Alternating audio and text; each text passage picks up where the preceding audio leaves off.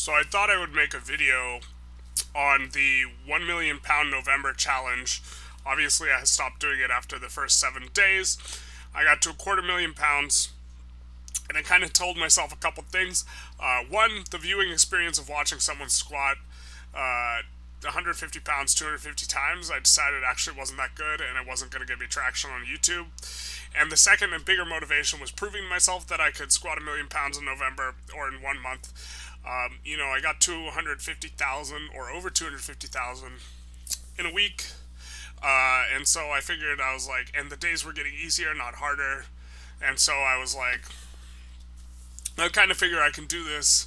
And then my motivation just sank through, like, to the bottom. And so I'm recording this video mainly for, like, accountability type reasons, or just, like, to give a report on, like, the challenge. Since I stopped squatting, my knees have actually started hurting a lot. They were not hurting a lot in those 7 days, but since then I've acquired, like, some knee pains that were not there previously. And I also got sick. I'm guessing my immune system was compromised. I think that this is quite a doable challenge. I think actually probably any, like, athletic guy who weighs like 200 pounds and could squat 400 could probably do it. I was in very poor conditioning for doing a challenge like this. I was, like, well adjusted to doing singles. I also weigh over 300 pounds, and obviously you have to squat your own body weight. So when you're squatting low poundage, like 150 or like 100 to 200 pounds, which is what I was doing, the fact that I weigh so much makes it significantly harder. And so I think that when I quit, my assessment was I could do this and just be annoying. Now I'm not so sure I could have done it, if I kept going, largely because I got sick and because the knee pain afterwards, like, maybe my joints would have started to get messed up after like 2 weeks, or, the getting sick part, maybe I was just running my system into the ground in terms of, like, cortisol, and, like, I was reaching kind of an end point anyways. I think this is also fairly probable because my motivation just tanked.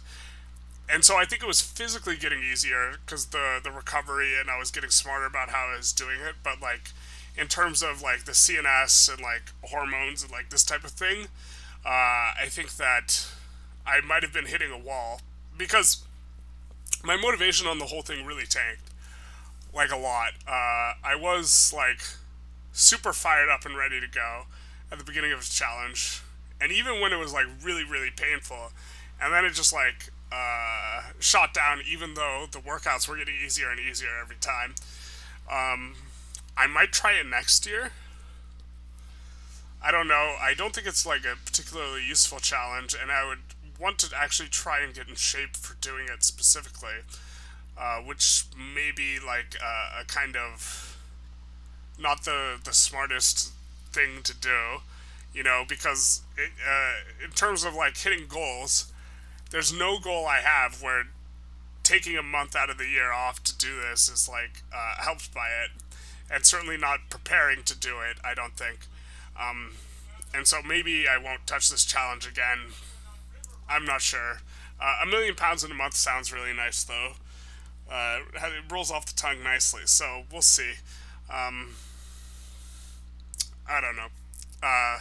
But as far as, like, stuff I've learned from the challenge, or, like, can maybe take away from it, I think I actually did benefit in one way. Like, I hadn't snatched in, like, 6 weeks or something, and then I come back for a snatch session, and then I find my catch position actually feels great, which I was just shocked by. And I think that doing all these squats, like doing, like, 200 to 300 squats a day for 7 days, it's like, was it, like, a little under 2,000 squats, probably, like, individual squats. Just the total, like, repage, while focused on keeping, like, my weight on my midfoot, like, I think my balance just improved a lot, in terms of, like, that work being useful. And so I don't think it was useful for muscular development, but for, like, mind, like, muscle connection and balance, maybe, like, doing this is useful. So I'm probably going to, moving forward, try and do, like, 20 reps of squats, just like every workout, with extremely light weight. and focus on keeping my weight nice and aligned over midfoot. Also, I think I'm gonna try and do like just a lot more lower volume like work while I'm warming up, with the understanding that I actually think it's going to be fairly useful, and have like better carryover than I would have thought. Um, like it's difficult to rate like non-working sets in terms of like utility, because they don't necessarily do a lot, but they also don't fatigue a lot either. And so if one of your sticking points is you are trying to increase frequency of exercise, like you're trying to do the exercise more often, which is something that happens with the super total training, right? Because I'm trying to train for doing, what is this, 7 different exercises now? The powerlifting, the weightlifting, the bench press, and the one arm snatch. Frequency is a bit of a problem. You can do really, really lightweight, uh, like sets and stuff, and help satisfy your frequency requirement, um, in terms of technique. Especially, I think, on the powerlifting with like the squat and the deadlift. Um, and so, if you are looking to try and fit more different technical exercises in, doing stuff really, really light actually seems like it has a good amount of utility. And I know, like, Pavel Tatsuini, or however you pronounce his name, has like a shtick where he talks about greasing the groove, and talks about doing extremely lightweight work very, very frequently. I think it's like multiple times a day. And this has intrigued me, and I've messed around with it a little bit with bench press, and it feels pretty good. But to that end, this combined with this challenge where I was doing like a ton of sets with like 100 pounds or whatever, what I think I'm going to do is start doing just like 100-pound squats every single workout. I'm going to do like 2 sets of 10 with 100 pounds on squat, or 95, whatever the greens are, right? Just for the reason that I think that the volume is, I think it adds very, very little muscular fatigue. I think it adds very little CNS fatigue, and I think it actually like will reap benefits, but not in terms of like muscular development, but just like you know technical like pathways, right? Which is this is kind of what I gleaned from when I was like I had a really good experience in the bottom position of the snatch, where it just felt like my foot was like in the right spot, and I was just like, I don't understand this. I haven't snatched in 6 weeks, and normally this is a weak point for me. And then it like kind of clicked. It's like I've literally just been squatting low at a frequency that I've like never done before over the past like 7 days or whatever. I took a couple days off before the snatch session, but you know, it's it's like a little bit of new territory, because you're trying to train for like this 7 lift total, and so there's no information out there on how to do this.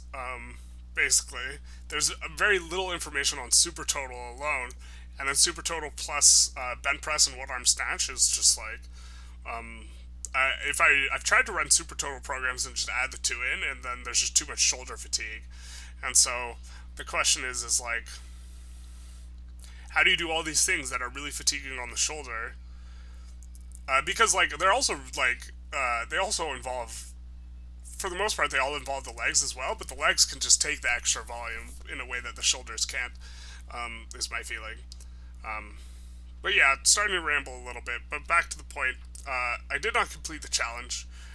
If I completed the challenge, I'd probably try to make this video a little bit more entertaining and get a little more, I would have had like video off to the side instead of just this confessional style.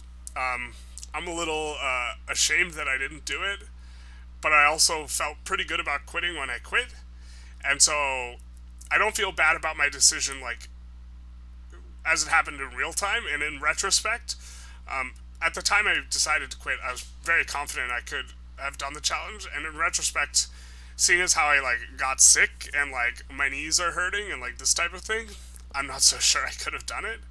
Um, but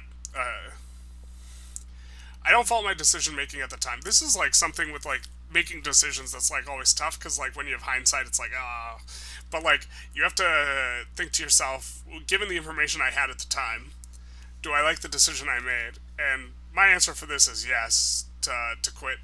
um, you know, I'd proven it to myself, I thought. And then the videos were getting like no views on YouTube, so I was just like, oh well. um, and then I also just like watched the videos. I was like, yeah, I wouldn't watch this either. This dude's just he's just squatting 150 times, 200 times in a workout, and he's calling it a day. Which is why on the later ones I tried to do a voiceover, or I did do a voiceover on them. But yeah, I don't know. I I think I have to go back to the drawing board, on all that, and also just like YouTube content in general. I think that I was trying. I was under the impression that it would be good for YouTube to do this like £1,000,000 challenge, and that £1,000,000 would like look good on a thumbnail or whatever. And I think that my impression was that something actually being difficult and impressive was a bigger driver than it is, which I don't think is the case. It's more about the mode of presentation itself, and this is something I've like always been aware of and always kind of like resisted. Doing like a lot of YouTube stuff with just one shot takes, no thumbnail, no editing, and this is just like well, first of all, it's not the way forward in terms of YouTube, but like also like in terms of, and this is getting like off the track and like more philosophical. But in terms of life, you have to oscillate between like both being a subject and your capacity to do things, and like getting where you want, and like being able to take action as an object existing as a social creature that's perceived by others. And like if you only have competence in one thing, both are like not satisfying at all. And all right, so I was interrupted, but it's this, you have to oscillate between both being perceived as a like no man is an island. If you have unlimited capacity and like no one to observe you, unless you are like an anomaly as a human being, uh, it's it's a nothing burger, right? Like, or you could just go out and live in a cabin. But like the people who have just like unlimited capacity, and I think of like these high level sports athletes that are just like socially, like they just like don't talk to me and they just like keep their head down and they grind. They're like, they have this unlimited capacity, but the way that they exist in a social manner is through like how they are perceived by society, and society viewing them as skilled is how they they manage to have a sort of place, and then they get objectified for their talent. And the way society experiences them is not as like a complete human being, but just as an individual who does the thing like extremely well. And this is how like sports athletes get deified, even if they're just like horrible people, like not funny, like not fun to be around, just like also just like terrible to their spouses or whatever. Like they're just like sports athletes, some of them are some of the most vile people, and people just don't care because you know they're just so good at their thing. And so that's like a form of objectification. And like you can be objectified by your talents, but like you at the same time, if you are reduced merely to like an object, whether it's like for your talents or whatever, or if it's this is such a like long rambling, and if I want to make an argument on this like front, I should have notes in front of me. But it's it is as a human being, it's unsatisfying to be noticed and then completely objectified, and no part of your humanity is recognized in a like meaningful way, and it's just the one feature about yourself, and you're just all you're known for is this, whether it's like being a sports star or being like really good at it, or like your good looks or whatever it is. That's deeply unsatisfying. And so is at the same time, like, so is just being really, really, really good at something and having no recognition whatsoever. Both are unsatisfying experiences. And so, like, the there's like a task, like a human task, of having to be good at both things, like both moving through life and having a dynamic, like, individual self that is competent and can have a sense of agency. So, like, on one hand you have agency, and another you have objectification. And, like, I don't mean objectification in a negative way. I mean in terms of your ability to present yourself to society in such a way that, like, you're packaging or whatever. And it's this, you need to be good at both. And as far as, like, strength is concerned, I'm only kind of good at being strong. Like, and if I want to be a complete individual, I should get better at presenting the strength. And so, to that end, like, editing the YouTube stuff and, like, having thumbnails and, like, doing stuff like this is, like, the way to go. And so, yeah, that's a long tangent, and that's not a tangent for this channel, really. This is a tangent for my ideas channel more so than this one. But I don't know. I was just thinking about it in terms of, like, the content, and, like, uh, it's not enough to just show up strong, or show up competent. Um, it's not enough, and then, like, acting like it's enough, or, like, complaining that it should be enough is just, like, um, you're just not playing the game. It's like, it's petulant a little bit to some degree. I should do the thumbs, and I should do this sort of thing, and what I should do if I want to get traction on YouTube, at least on this channel, is I should actually put some editing effort in and learn how to handle the software, or hire someone to do it for me, and not try and do a weird challenge that doesn't film very well, and is, in terms of presentation, isn't the easiest. And so, yeah, I tried the challenge. I, like, bowed out. I felt good about bowing out. In retrospect, I kind of wish I stuck with it, but I kind of don't think I could have done it.